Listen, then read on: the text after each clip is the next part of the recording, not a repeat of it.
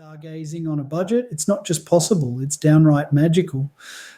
Today, we're exploring how January 2025 is set to transform Perth's night sky into a cosmic playground accessible to anyone with a camera or even just a smartphone. That's intriguing. What makes January 2025 so special for Perth's amateur astronomers? Well, it's a perfect storm of celestial events. We're talking about a spectacular meteor shower, a rare planetary conjunction, and even a chance to capture distant galaxies. And the best part, you don't need expensive equipment to witness any of it. That sounds almost too good to be true. What's the first event on this cosmic calendar? The quadrantid meteor shower kicks things off on January 3rd, stretching into the early hours of January 4th. It's considered one of the best meteor showers of the year, with up to 120 meteors per hour at its peak. 120 meteors per hour? That's quite a light show. But isn't staying up that late a bit of a challenge for most people? You're right, it does require a bit of dedication, but trust me, it's worth losing a little sleep over.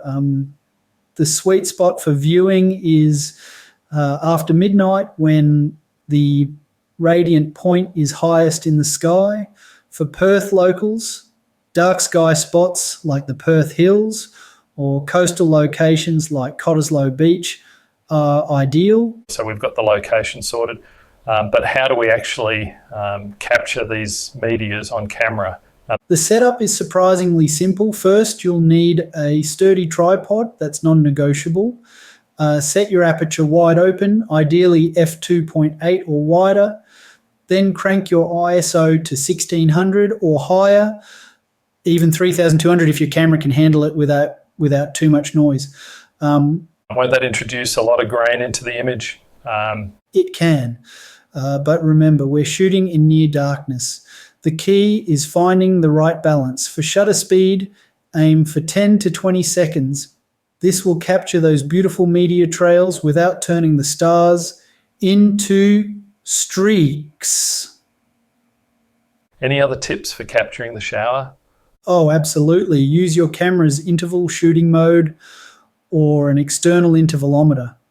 It's like having your own personal meteor catching machine. Set it up and then you can sit back and enjoy the show with your own eyes. So what's next on our celestial calendar? Mark your calendars for January 20th because Venus and Saturn are going to put on quite a show. They'll be cozying up in the western sky right after sunset. The best part, you don't even need a telescope to enjoy this one. No telescope needed? That sounds perfect for beginners. Where should our Perth listeners head to catch this planetary rendezvous? Great spots would be places with a clear view of the western horizon. Think Kings Park or South Perth foreshore. For this celestial duo, you'll want to use a medium focal length lens. 50 millimeters is a great choice. Keep your ISO low, between 100 and 400, since Venus and Saturn are quite bright. Quite different from the meteor shower settings. Any pro tips for getting the best shot of these planets? Absolutely. Switch to manual focus. Autofocus might struggle with planets, so zoom in on your camera screen and focus manually for a crisp shot. It takes a bit more effort, but the results are worth it. Got it. Now, what about the Milky Way? That's always a favourite for astrophotographers. Well, here's where it gets interesting. The galactic centre of the Milky Way isn't visible in January from Perth. But don't worry, there's still plenty to shoot on the 24th, 25th and 26th. The Milky Way will be rising and will be able to be imaged from about 3:30 a.m. onwards for about 30 to 40 minutes. Heron Point and Island Point will be the best spots for that in the metro area. Wanderingshire and Old Pumphrey's Bridge is the go-to spots in the wheat belt. Enter the Large and Small Magellanic Clouds. These are two stunning satellite galaxies that Southern Hemisphere photographers have all to themselves. It's like a consolation prize for not seeing the Milky Way, but trust me, it's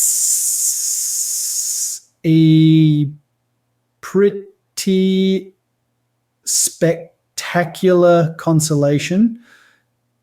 Magellanic Clouds. That sounds exotic. Where should our listeners go to capture these galactic wonders?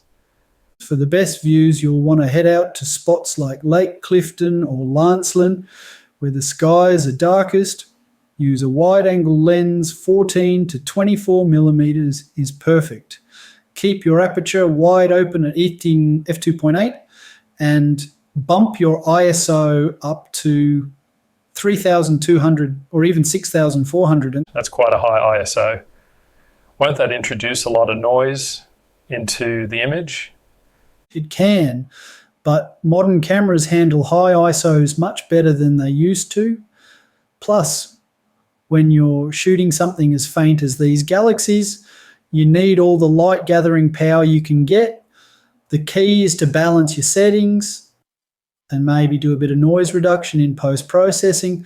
This is where the 500 rule comes in handy. Divide 500 by your lens's focal length. I love these practical tips. Now, you mentioned these galaxies are subtle. Any advice on making them stand out in a photo? Absolutely. The key is composition. If you can get a foreground element like a lone tree or rock formation in the shot, you'll elevate your photo from good to amazing. It gives the viewer a sense of scale and adds depth to your image. That's a great tip. It's not just about the sky, but how it relates to the landscape too. Any general tips for night sky photography? Always check the weather forecast and aim for clear skies. Use apps like Stellarium to plan your shots in advance. It's like having a planetarium in your pocket. Oh, and mark January 11th on your calendar. It's the new moon, which means darker skies, perfect for astrophotography. Wow, you've really covered all the bases here. Any final words of advice for our aspiring astrophotographers? Remember, you don't need fancy gear to create something amazing. Start with what you have. Even if it's just a smartphone, the most important thing is to get out there and try.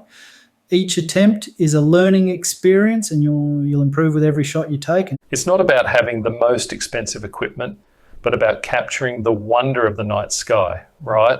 Exactly.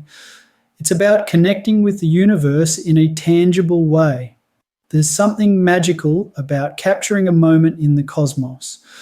Whether it's a meteor streaking across the sky or the subtle glow of a distant galaxy, it reminds us of our place in this vast universe. Well said. I think we've given our listeners plenty to think about and experiment with. Any final thoughts as we wrap up? Just this, the universe is out there waiting to be discovered. All you need to do is look up. So grab your camera, head outside and see what wonders you can capture. Who knows?